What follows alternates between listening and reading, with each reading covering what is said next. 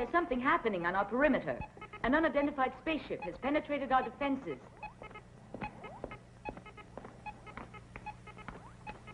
Flanagan, Meyer.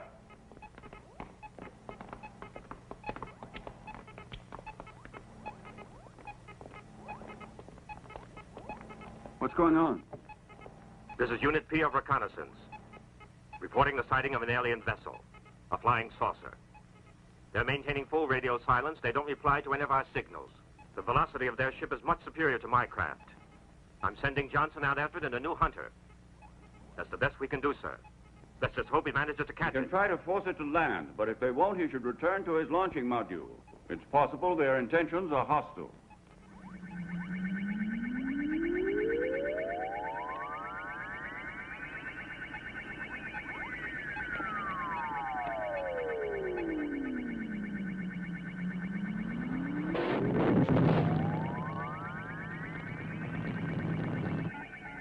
Lord Kess, an indigenous space vehicle of a primitive, chemically propelled design is attempting to force us to reduce velocity. Destroy it.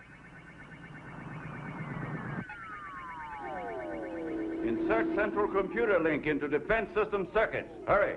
Link inserted. Space Hunter A, 74 Beta, struck and disintegrated by a destructive ray impossible to identify. Alien vessel has passed outer belt perimeter defenses and is now rapidly approaching automatic inner defense ring of Earth. Propellant energy source not yet identified. Automatic system on emergency in-tracking and aiming phase. Alien vessel now entering K Sector 5. In 10 seconds, it will be in range of atomic cannon.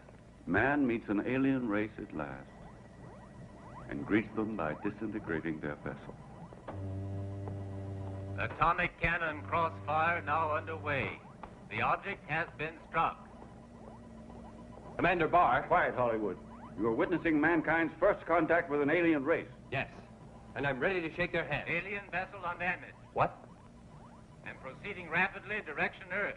Atomic cannons ineffectual. Impossible. This is red emergency all sectors. Zeta 3 ready to open up. At that velocity, they're already beyond section Zeta 3, and they'll be drawing within range of our hyper radar any minute now, and the Earth-based artillery.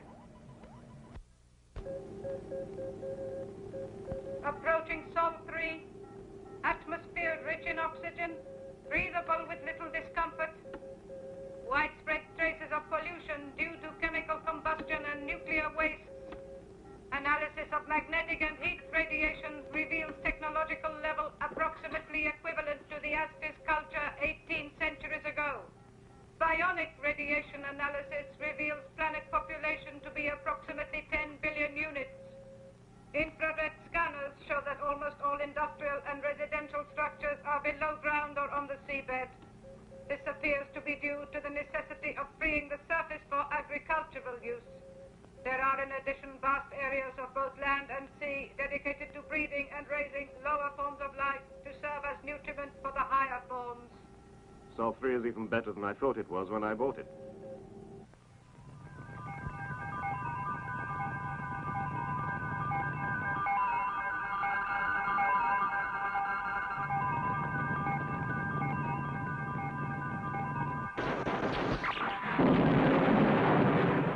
It seems they want to show a force. It would be extremely impolite of me to disappoint them.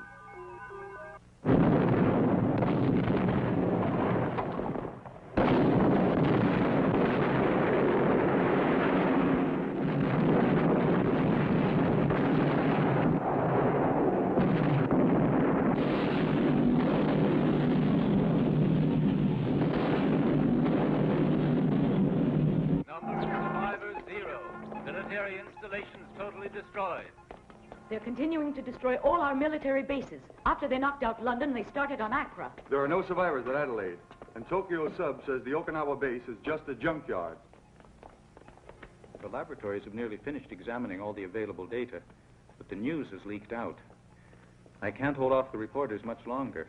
In spite of the lack of official information, the papers are already talking about an invasion. It'll take a miracle to save us now. If anyone can work miracles, Professor Maury can. Professor Maury? Who's he? Maury is a truly exceptional scientist. He has a degree of intelligence that puts him about 2 centuries ahead of everyone else. Why isn't he working with us? Because he's too independent, stubborn, and undisciplined. He won't accept any kind of authority. But in a situation like this, he's the only person who can do anything. Why not get in touch with him? The problem is that my relationship with the professor could not be described as ideal. The last time I asked for his help, he was so difficult to get along with, I had to arrest him. He can't have liked that. Quite. At the moment, the only person he might listen to is a young Lieutenant Oliver Carrera. Ah, Hollywood. That fellow who acts as if he were a superstar in a TV series called Fighting Hero of the Galaxy. Him, the only one who could possibly help. Holly spends most of his spare time at the professor's. There's a young niece he's playing up to. Professor Maury lives at the ecology laboratory on the cereal range and passes the time turning out inventions that are incredible. Flanagan, I can't hold these reporters back anymore. Don't worry. I'll take care of that howling mob. You have to go on a very important mission.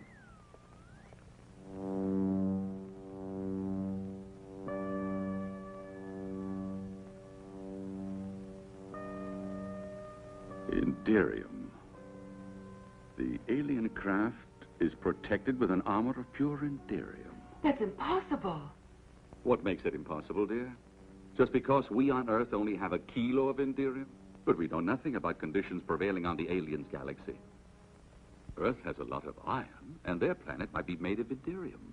But, Uncle, Inderium is practically indestructible. And their spaceship has proven it. Our nuclear artillery didn't even scratch the surface. Evidently, the enemy craft has traveled from a far corner of the universe over a vast distance in order to arrive here. It's not surprising they managed to swat down that ridiculous insect of a space hunter that the command post sent to greet them. Oh, Uncle, you really shouldn't laugh like that. Our planet may be in very serious danger. Oh, I'm not laughing about it at all, Irene. My dear, these aliens have several centuries advantage over us. They travel out of space, through the galaxies, while we're unable to get any farther than the planets of our own sun. They possess an untold quantity of Inderium. And in all probability, consider us savages. Hardly worth bothering about. Technologically, they may be ahead of us, but I think that... Just a minute. I'm sorry.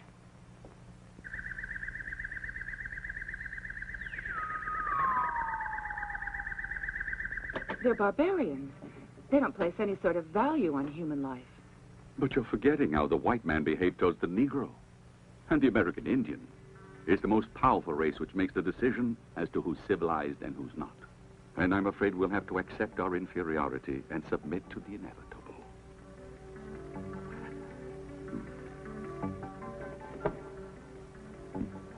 Inderium. I never would have imagined that I'd have to go back to my research on Inderium.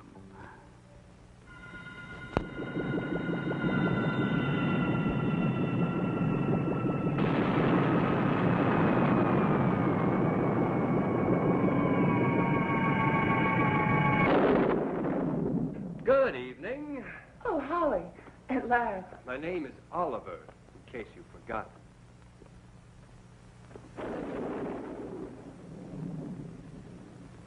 No, darling. Please excuse me.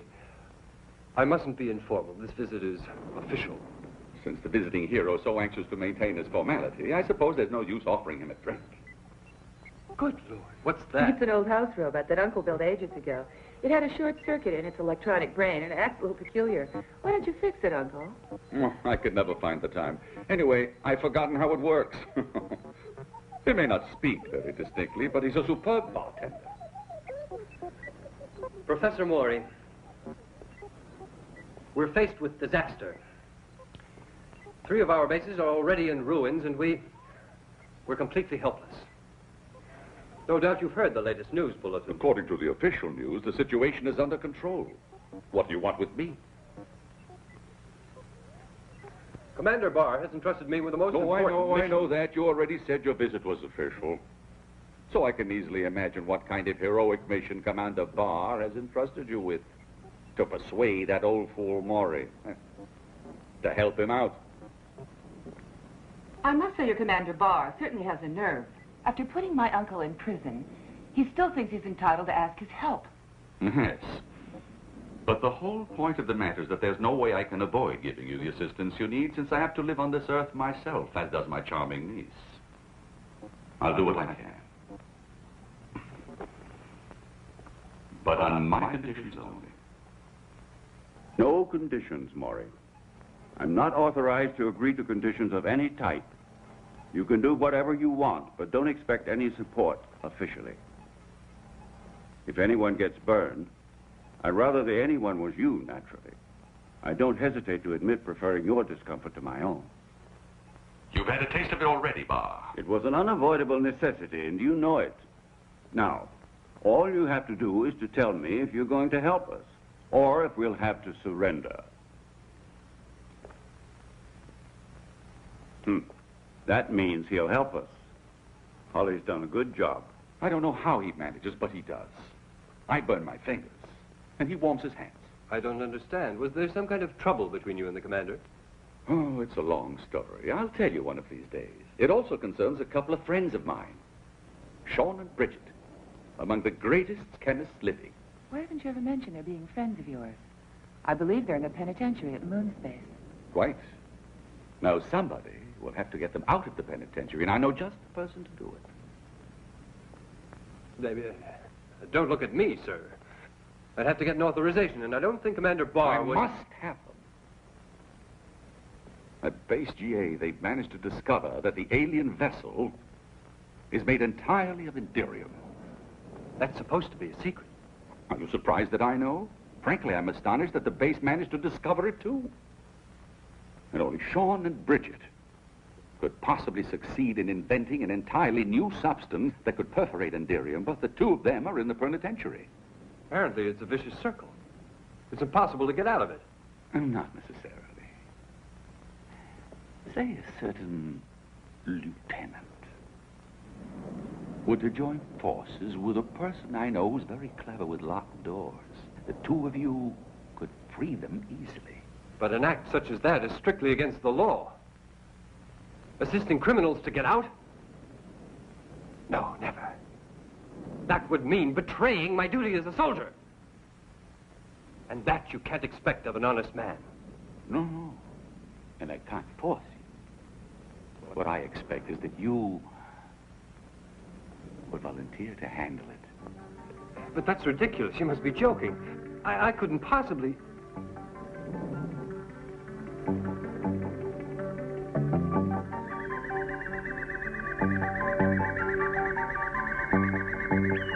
Yes. You're right.